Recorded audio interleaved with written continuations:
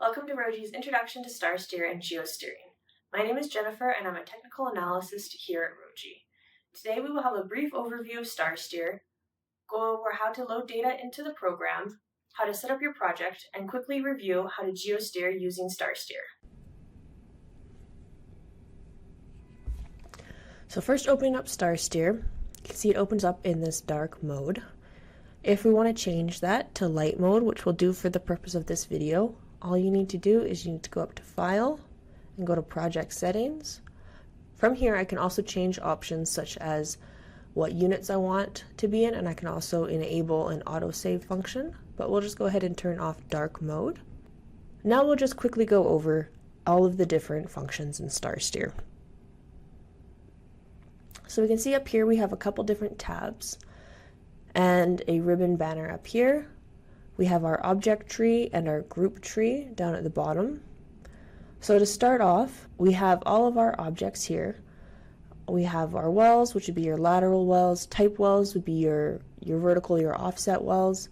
We have sticks, which are really useful in well planning. If you have more interest in learning about that, we have a couple videos on our channel about well planning and mapping. We have polygons and grids. Polygons would be your shape files, grids would be your XYZ files. Both of these can also be made in StarSteer. You also have an option to import 3D models and seismic cubes for our solo users. Our group tree down here is going to, as it says in the name, it's going to group all of our data together. So all of our interpretations that have the same name from our horizontal wells are all going to be nested underneath here. This is great if you want to be able to bulk format them, or for specifically in our mapping function, it's really useful to grab just a large data set at one time. Same thing with our logs. You can bulk format your logs so that all of your gamma logs have the same scales and colors so that there's no confusion when moving between wells. And same with our top sets, they're all going to be nested right under here. So up here at the top we have our view banner, and from here that's how we can open up our map view if you want to be able to look at a 2D map of all of our wells. We also have a 3D view and our correlation panel. You can either create a new one, or if you have some already made in your project, they'll be showing up here. From here you also can choose your vertical and horizontal scales and any vertical exaggeration that you're wanting to see, along with a couple other just options with how you want to be able to view your cross section here in this Geosteering tab. The next tab up top is our data. So this is how you're bringing in data, and if you need to export it, this is also where you are connecting to your WitsML server. Or if you're a solo user, this is where you can sign into the solo server and to solo feed. So mode, these are all just the different modes that StarSteer has. Depending on what license you have, a couple of these might be grayed out, but this is just where you toggle between the different modes depending on what workflow you're going through. Last but not least, for now anyways, is our Python tab. So this is Roji's Python module that we have in StarSteer. We have a bunch of scripts here as templates that can be used. All you need to do is to just copy and paste, and from here now I can just drag and drop from either my project, or I can navigate to different folders in my computer to use these Python scripts. We also have included in here all of our syntax if you want to take a go at writing your own scripts. So now we'll go ahead and start bringing in some data. So I have a folder here saved on my computer. This has a horizontal survey as an Excel file. We have a log for a horizontal well, that's an LAS file. We also have some data for our type well, which is our vertical offset well that we're going to be using to steer with. So to start off, I'm just going to drag and drop that Excel file directly into StarSteer. I'm going to drop it anywhere, and it's going to come up with this import trajectory option. I also have an option here if I want to bulk import trajectories. If I have one file containing multiple wells, I can toggle between these two to whatever workflow I'm going through. So looking at this pop-up window. I see this file, I have my measure depth, an inclination, and an azimuth. And then I have this drop-down menu that's shown up right below. Now this drop-down menu can be moved. When you first bring in a data set, it may actually, by default, show up a little bit lower down. What you're going to want to do is you're going to want to find the first row of your actual data. So here, this is row 2, and I'm just clicking on that number 2, and it's going to be jumping my drop-down menu up to that row. To bring in a survey into StarSteer, measure depth, inclination, and azimuth are the 3 minimum requirements that you need. So one thing to note here is that StarSteer works in grid north. If you have data that's in true north, we have an option up here for a grid convergence, and this is going to allow StarSteer to apply whatever grid convergence is input here to the true north values to convert them to grid north. This project is in grid north, so I'm just going to switch that back. And we also have up here some well header information. If I were to be importing a survey that had X surface, Y surface, KB elevation, operator, and API, I can either manually input these, or if I have them in this file, all I need to do is right click on the cell that contains that information, and I can set all of this directly from this menu, and it's going to auto-populate this information up here from my survey document. So we'll go ahead and import this, and it's now drawn in my cross-section the lateral well. So next we're going to bring in the log information that I have for this well. It's saved as an LAS file. And again, I'm just dragging and dropping it right into my project. We see here that this file, the only mnemonic available is gamma ray. If you have an LAS file that has multiple mnemonics and data associated with them, they will all show up here, and I can choose which ones I want to import, or I can also just select them all to import the entire file. And I have an option here to create new. That's the only option for now because I don't have a log associated with this lateral yet. If I were bringing in an additional data set, I would have an option to merge it to whatever logs I have in my project already. So I can see here in my object tree I've got a couple new objects. So nested under my wells is that lateral well that I brought in, and now nested below that I have my gamma ray. So I can just check that on, and it's going to automatically populate to both the horizontal track and my vertical track here. So now we're going to bring in our type well, and this is going to be just a vertical offset well from nearby that I would like to use to steer my lateral well against. So for that I have another LAS file that contains gamma from my offset well, and I'm just going to drag and drop that right into here. And I can see up here it's now assuming that this new log is still associated with that horizontal well. So I can either go to this drop-down menu and tell it I want to create a new type well using this data, or to simplify things, I can also drag that same file, and if I just drop it right on top of type wells in my object tree, it's already assuming that I am wanting to create a new type well using this data set. So to bring in a type well data set in StarSteer, all you need is an LAS file or just any log file, and ideally a top set as well.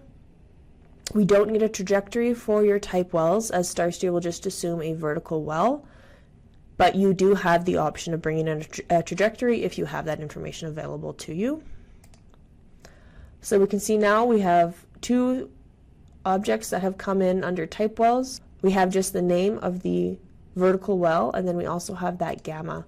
If I check that on, it's going to be populating into my vertical track here. And next what we're going to be doing is we're going to be bringing in our top set data for this type well. So to do that, I'm going to right click on my type well name. I'm going to go to new, and I'm going to create an empty top set, and it's just going to come up automatically as top set 1. And that text file that I have in my folder, I'm just going to click and drag that directly on top of that top set 1 object that was just created. Again, I'm given this new import window, and StarSteer is asking me what column has my top name and what column has that measured depth. And again, if it's coming down below, all you need to do is you need to find your first row of data and just click on the number that's associated with it, and then I can import that. So now that our top set is imported, we can just turn it on here, and it's going to add those tops to my vertical track where they're associated with my type well. Now just taking a look at our object tree and our group tree here quickly, I see here I have something that's come up with my top set, that's zones. And what this is, it's asking me if I want to create a spreadsheet that's got the zones for all my well. And a zone is defined between the two tops. So between my Cleveland Shale and my TA top, I have a zone. So if I want to create that, I'm just right clicking on zones and I can add all zones. And you can see now it's created this new nested feature, and it's just taking the information between each of these tops. Just quickly looking at the spreadsheet, you can see all of the zones and a little bit of the data that it has that's associated with it. Now down here we can see in our group tree we have a couple of things that have come up. So we have our gamma and our TL gamma. So our GR gamma is that log from our horizontal well, and that TL gamma is from our type well. And same with top sets, we have just that one top set that came in with our type well. So now we'll start trying to format some of this just to get everything really clear before we try to geosteer this well.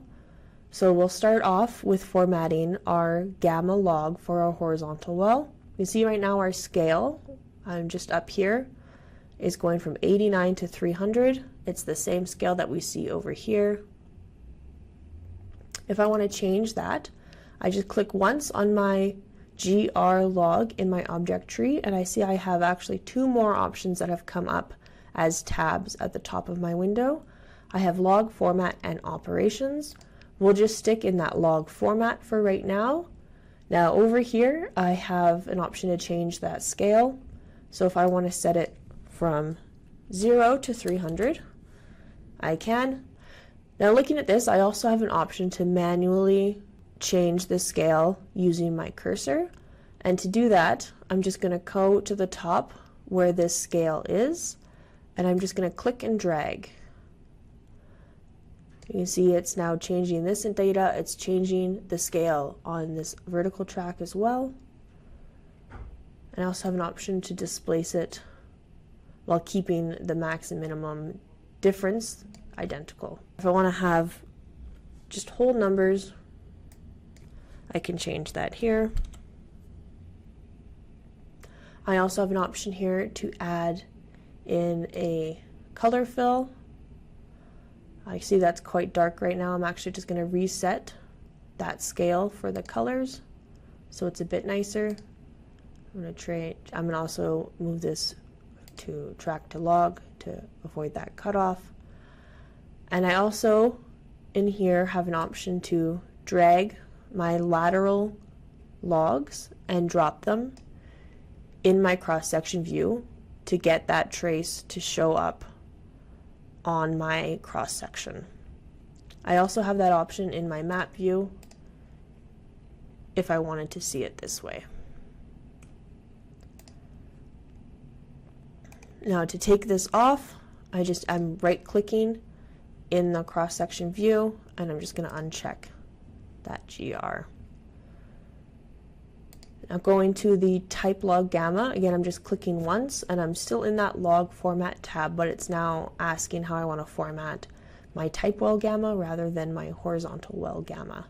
So again, we'll just change these scales to round numbers. And for my type well, I'm actually also going to just make this line a little bit thicker. It's going to help it stand out from my horizontal gamma a bit more clearly in my vertical track here, and that just helps when I'm geosteering. So to do that, I'm just going to go up to this line option.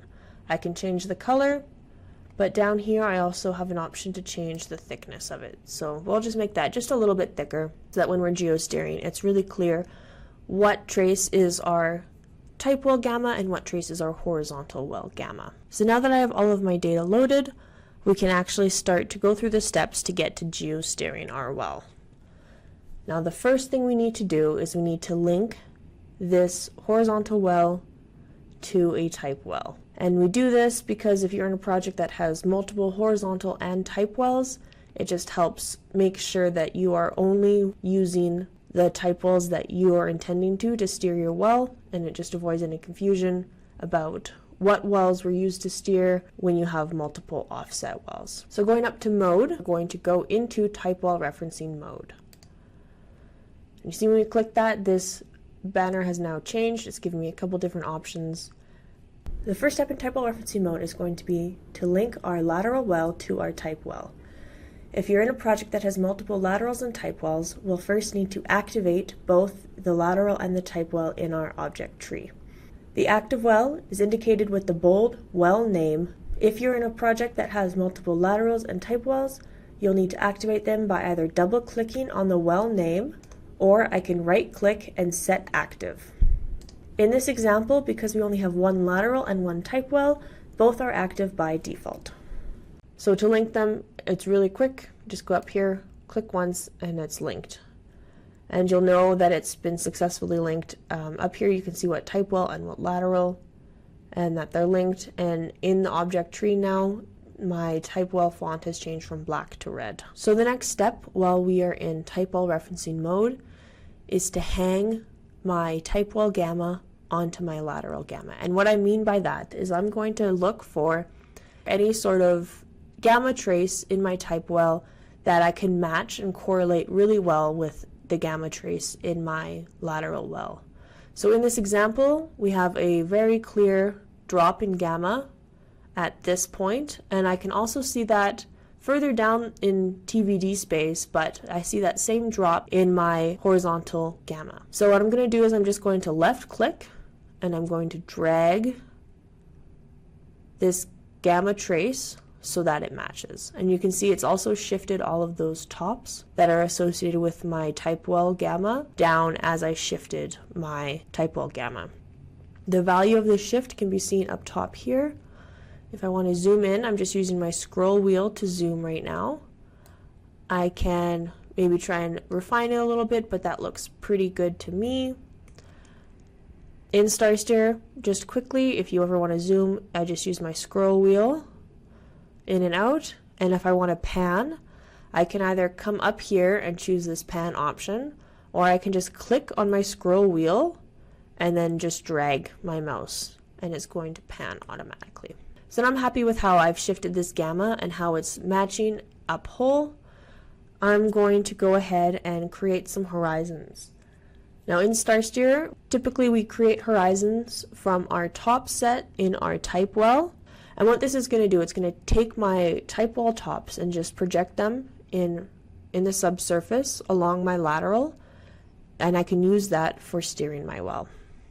So to do that, I'm just going to take my top set that I have nested below my type well after I've shifted my gamma to where I'm happy, and I'm just going to right click on here and I'm going to go create horizons. Now here I have two options. I can create them parallel or I can create them based on grids. If I have grids in my project, this can be really useful if you're wanting to create your horizons that follow along any grid that you have in your project. This also helps take into account any thickness changes that you might be seeing, and can be a really useful tool depending on what project and what data you have available. Now in this project we don't have any grids, so we'll just be creating them parallel. And so it's just creating this straight line through the entire length of my lateral with these horizons. And you can see up here, this 90 corresponds to a 90-degree dip for these beds. These horizons have all been created and they're now nested underneath my interpretation 1 that I have in my horizontal well. Now next thing that we'll be doing is we'll set an interpretation start. This is where I'm going to want to start geosteering. So I'm just going to click once on this flag. So from here, it's just created that green line, and then we can go ahead and set our interpretation start, which I will do just right about at that Cleveland shale top. And it's now, because I've set that interpretation start, which I can see the value for it here, it's now just cut those horizons up to that point, because I will not be looking at that data beforehand. So now that I have my interpretation start, I have my horizons created, I'm going to go ahead and start geosteering this well. So up in this mode tab, I'm just going to get out of typo referencing mode. I'm going to do that by just clicking once on that typo referencing again. And I'm going to go into geosteering mode. We can see now we have one large segment that goes for the entire length from my interpretation start to the end of my lateral. Now if I wanted to move my interpretation start, I can go to this blue line and I can drag it up, and it's going to include more data in my project. If I decide I want to maybe start my interpretation further uphole, I can also drag it down if I want to start it further downhole. Depending on where you're working and what companies you're working with, I know some places they don't start their interpretation till the heel of their well. Some are just maybe a bit closer to the heel or quite uphole in the curve. It's just going to depend on what is going to be the best practice for the reservoirs that you're drilling. So right now, as mentioned, we have one large segment. It's going to be starting at this blue line, ending at this green line. This blue line and green line correspond to this blue and green line in my vertical track. I can see now that I've changed to geosteering mode, my scale has changed to TVT, which is a true vertical thickness. And this is just a general scale that's used when geosteering in StarSteer. So to better refine this data, I'm going to need to break this segment up into multiple segments so I can look at smaller sets of data as I geosteer. So to make new segments, I go up to my ribbon here and I'm just going to click New Segment. And when I do that, I now, when I'm going into my cross-section view, have this blue line that I can move around with my cursor. That same blue line is also shown here in my vertical track. So we'll go ahead and create a segment that goes until about the heel of the well. So I'm just going to click once, and I've now broken this into two segments. My active segment right now is this long one. It's this red segment up here. It also corresponds to the red gamma trace that I see in my vertical scale. Your active segment in StarSteer is always going to have a gamma trace that is shown as red in your vertical track. So I want to look at this segment here that goes from my interpretation start to that heel of the well. So what I need to do in order to accomplish this is I need to activate this well, and I'm going to do that by either clicking above or below this bar right here. So I now have this smaller segment as red. I have these blue and green lines on either side of it, and I know that this segment now is my active segment. This is the one that I can actually start to try and geosteer with now. Going into my vertical track, I see now that I have a different section of my gamma trace as red in my vertical track now, and that other larger section is now shown in blue that's kind of jumbled up with it. I'm just going to zoom in on this vertical track a little bit. Again, I'm just scrolling my mouse wheel to do that, and then I'll pan it up just to bring it a bit more centered in this vertical track. So I'm just going to click on my scroll wheel on my mouse, and I'm going to drag it up and then let go, and I now have it here. To help clean up this and how it's looking, one thing that I can do is I can hide the gamma signature for this segment, and this is going to allow me to look at only the red gamma and compare it to my blue type well gamma. So to do that, I'm going to go up here to this option to hide after. And what this does is it's going to hide all of my segments that I have shown that are after my active segment. So I'm going to click that once. It's now been bolded in this mode so that I am aware that it is activated. It's now grayed out this segment in my lateral cross-section view, and it's also hidden it from my vertical scale. So now to start geosteering, what we want to do is we want to stretch and squeeze our gamma to try and best fit it to our type well gamma. So to do that, I'm going to just hover my mouse over this green line.